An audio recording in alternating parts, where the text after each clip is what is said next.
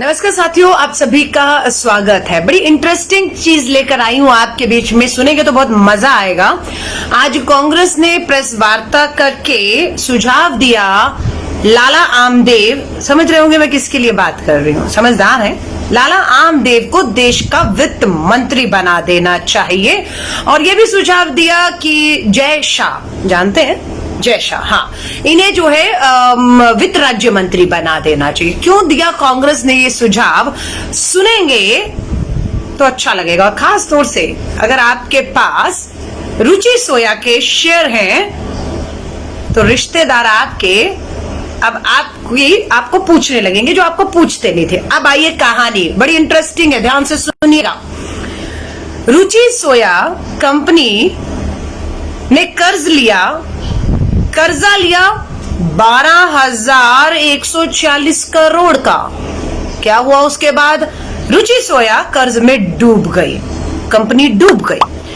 कर्ज लिया था एसबीआई बैंक से, पंजाब नेशनल बैंक से, जो पब्लिक बैंक है, सरकारी बैंक है, जिसमें आपका हमारा देश के लोगों का पैसा है। अब कंपनी ने हार कर मेरे पास कर्ज चुकाने के लिए पैसा नहीं है, मैं अपनी कंपनी को बेचना चाहता हूं।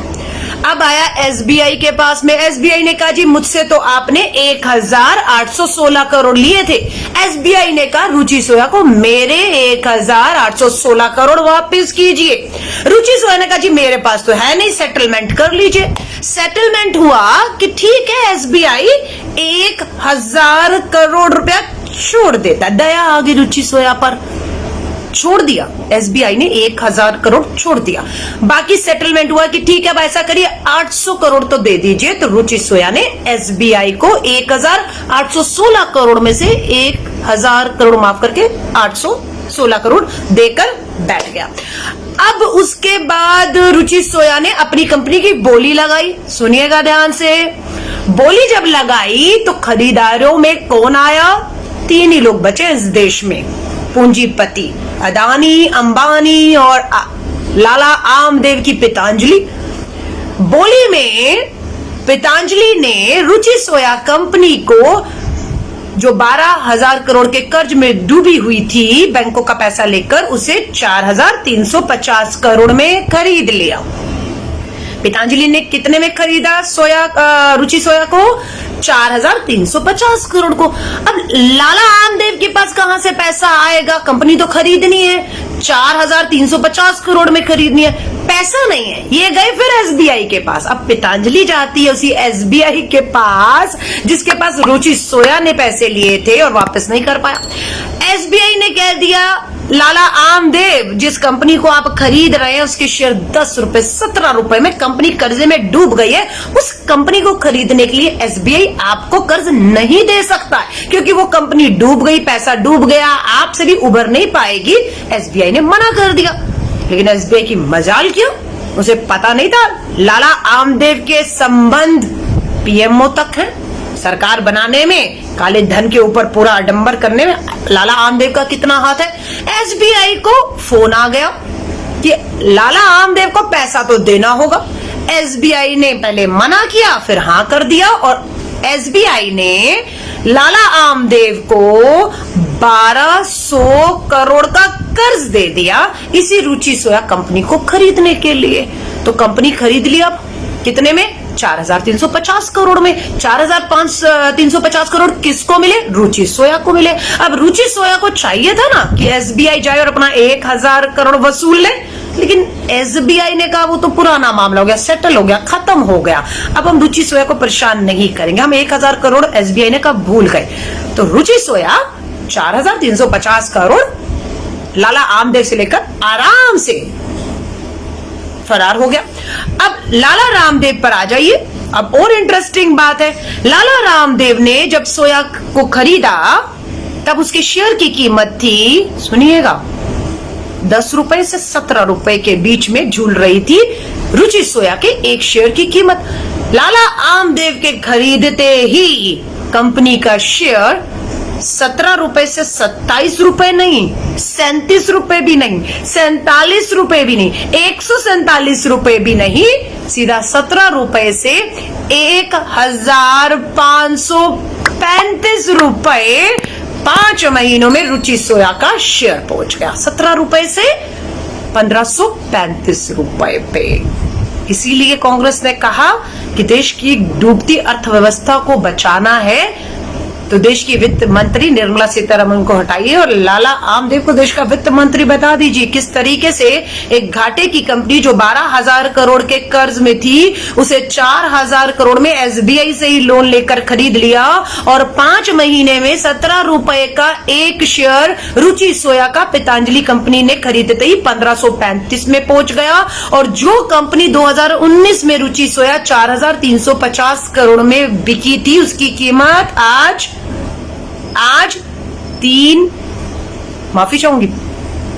35,360 करोड़ 4,350 करोड़ की कंपनी आज पहुंच गई है 35,360 करोड़ में।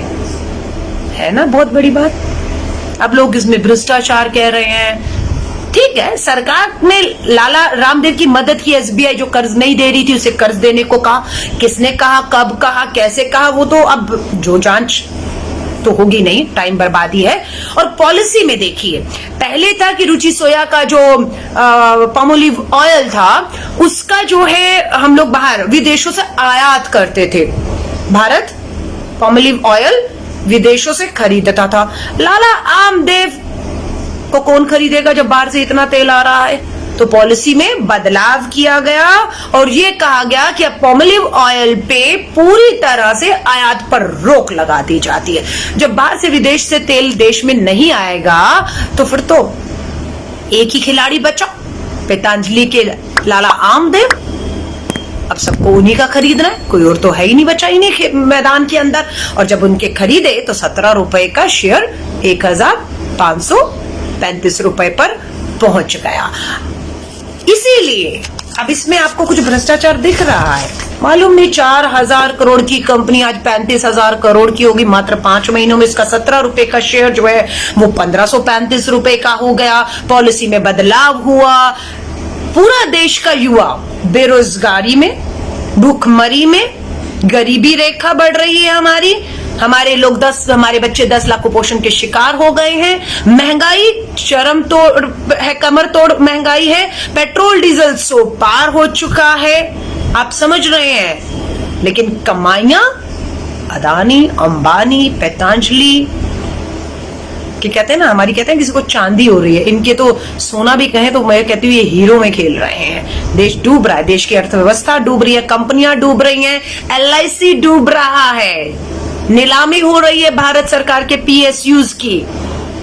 और ये लोग मात्र 3 पूंजीपति मित्र खेल रहे हैं पैसों में।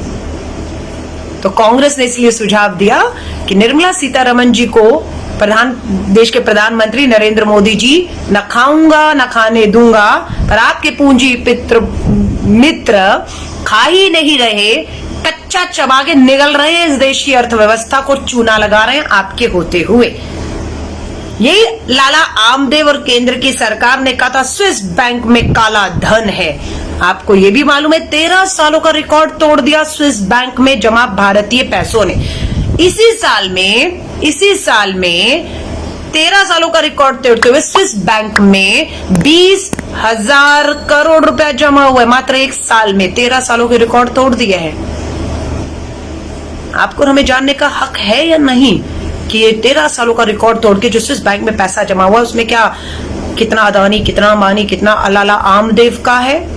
लेकिन आज इस पे कोई आंदोलन नहीं होगा, आज इस पे कोई भी सवाल नहीं उठाएगा, क्योंकि जो सवाल उठाएगा वो देशद्रोही हो जाएगा, वो देश को कमजोर करना चाहता है, वो प्रधानमंत्री जी की छवि, अंतर्राष्ट्रीय छवि को बर्बाद करना चाहता है। इसलिए आपसे कहूंगी, ये बात मैंने आपको बताई है, लेकिन आपको किसी को नहीं बतानी है। चुप करके रात के लगभग 10 बजने पर आ रहे हैं, सो जाइएगा और सुबह तक इस बात को भूल जाइएगा कि इस देश में न खाऊंगा न खाने दूंगा के कान के नीचे, नाक के नीचे किस तरीके से डूबती कंपनियों के पैसा माफ कर दिया जाता है एसबीआई द्वारा 1000 करोड़, और उसी कंपनी को खरीदने के लिए दूसरी कंपनी को फिर 1200 करोड़ दिया जाता है, और वही कंपनी का शेयर 17 से 1500 पहुंच जाता है। वही कंपनी जो 4000 करोड़ की थी 5 महीने के अंदर 35,000 करोड़ की आ जाती है। तो मुझे तो लगता है जादू की छड़ी तो है लाला आमदेव के पास, तो इसीलिए से उन्हें देश का वित्त मंत्री बनाया जाए, ताकि वो जादुई की छड़ी इस देश की अर्थव्यवस्था को भी, डूबती हुई अर्थव्यवस्था जीडीपी को बचाकर उभार सके। या खाली पूंजीपति मित्र ही आपके उभरेंगे और देश डूबता चला जाएगा? अमीर गरीब की खाई को यूं ही गहरा होते देना चाहेंगे? बस इसी मुद्दे के साथ आई थी, बेहतर लगे बेनकाब किया है, लाइव गई हूं, एक एक का नाम लेकर तथ्यों के साथ ऑन रिकॉर्ड कह के जा रही हूं ये बात को। डरते नहीं, अवमानना का केस करना हो, मानहानि का केस करना हो, कांग्रेस डरती नहीं। कांग्रेस ने आज प्रेस कॉन्फ्रेंस करके बारीकी से एक एक जानकारी आधिकारिक रूप से दी है। मैं फेसबुक लाइव बेशक व्यक्तिगत तौर पर कर रही हूं, लेकिन कांग्रेस ने जो आज लाइन ली है बेनकाब करने की, ने इस सरकार को किस तरीके से पूंजीपति मित्रों के साथ मिलकर इस देश को चूना लगाकर मात्र उनकी जेबें भरी जा रही हैं और देश के आम गरीब आदमी को पेट्रोल डीजल महंगाई के नाम पर लूटा जा रहा है। 718 साथी जुड़े हुए हैं, डरती नहीं हूं, आप नहीं फंसेंगे। लाइव मैं कर रही हूं, तथ्यों के साथ सारी जानकारी मैं रख रही हूं।